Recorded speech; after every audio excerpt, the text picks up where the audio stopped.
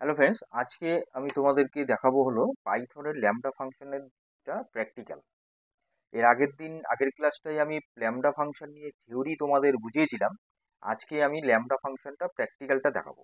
কিন্তু তার আগে আমি একটা জরুরি একটা কথা তোমাদেরকে বলি যে এর আগের দিন আমি যখন ভিডিওটা আপলোড করেছিলাম ওখানে ল্যামডা লিখতে গিয়ে ওখানে বিটা মিসিং হয়ে গেছে। LAMB দিয়ে হবে। প্লিজ তোমরা একটু খেয়াল করে নিও, এটা রেক্টিফিকেশন করে নিও নিজেদের মতন করে। হ্যাঁ, তো LAMB DA হবে। ঠিক আছে, এর জন্য এটা ভুল হওয়াতে আমি খুব দুঃখিত। তো এটা কাইন্ডলি তোমরা একটু ঠিক করে নিও।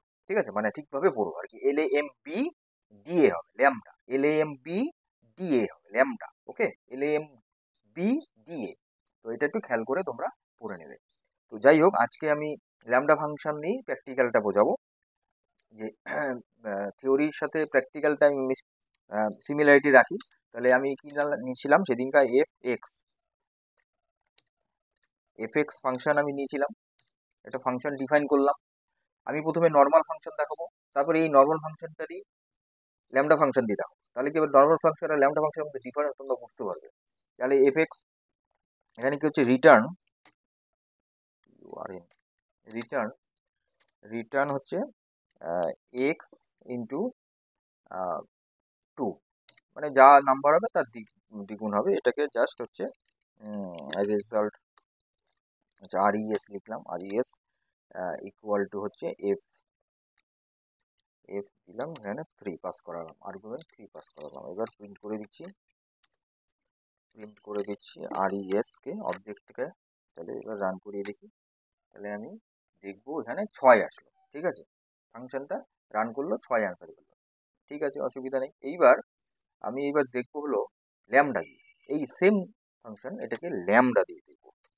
LAMB দিয়ে ল্যামডা এক্স কোলন, এখানে হবে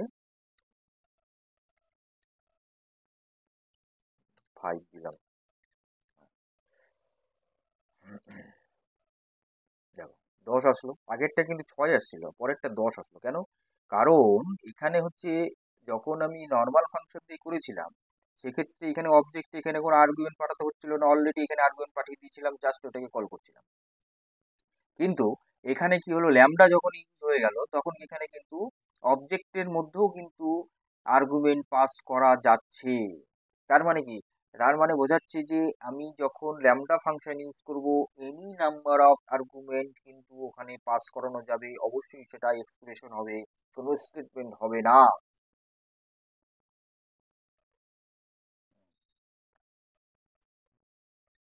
তোমরা দেখো এখানে আমি এখানে যদি এর আগেরটা তোমরা দেখলে হচ্ছে মাল্টিপ্লাই করে আমি দিয়েছিলাম একটা ইয়েতে।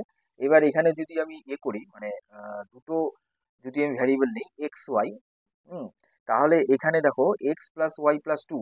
ঠিক আছে, এখানে দুটো ভ্যারিয়েবল হলো, মানে এখানে দুটো ভ্যারিয়েবল আর্গুমেন্ট যাচ্ছে। তাহলে এখানে কিন্তু আমি এখানে কি হচ্ছে, এনি নাম্বার অফ, মানে 5 6 দুটোকে উম, ওই সেম অবজেক্টেই দুটো আরো আর্গুমেন্টকে ওখানে পাস করিয়ে দিলাম। বুঝা গেল? তাহলে এখানেই হচ্ছে নর্মাল ফাংশন আর ল্যামডা ফাংশনের মধ্যে পার্থক্য। যে নর্মাল ফাংশনে কখনো কিন্তু তুমি এরকম করতে পারবে না যে একসাথে তুমি অনেকগুলো আর্গুমেন্ট পাস করে দিলে। সেটা কিন্তু পসিবল হয় না। যেটা তোমরা দেখলা এর আগেবার। এবং অবজেক্টের সাথে আমরা কিন্তু আলাদা করে কোনো আর্গুমেন্ট পাস করাতে পারি না, ডাইরেক্ট অবজেক্টে কল করলেই ফাংশনটা রিটার্ন করে, যেটা এর আগে তোমরা দেখলে। তাহলে এইখানেই হচ্ছে নর্মাল ফাংশন আর ল্যামডা ফাংশনের মধ্যে ডিফারেন্ট। তাহলে এই ছিল আজকের ক্লাসে যে নর্মাল ফাংশন দিয়ে আমরা কিভাবে দেখবো আর ল্যামডা ফাংশন আমরা কিভাবে ইউজ করব। তো আজকের ক্লাসটা এই পর্যন্ত থাকলো। এর পরবর্তী ক্লাসে পাইথনের পরের টপিক নিয়ে আমি আসছি। ততক্ষণ পর্যন্ত তোমরা সুস্থ থাকো, ভালো থাকো। এই Pal is web design computer learning সেন্টারের সঙ্গে থাকো। নমস্কার।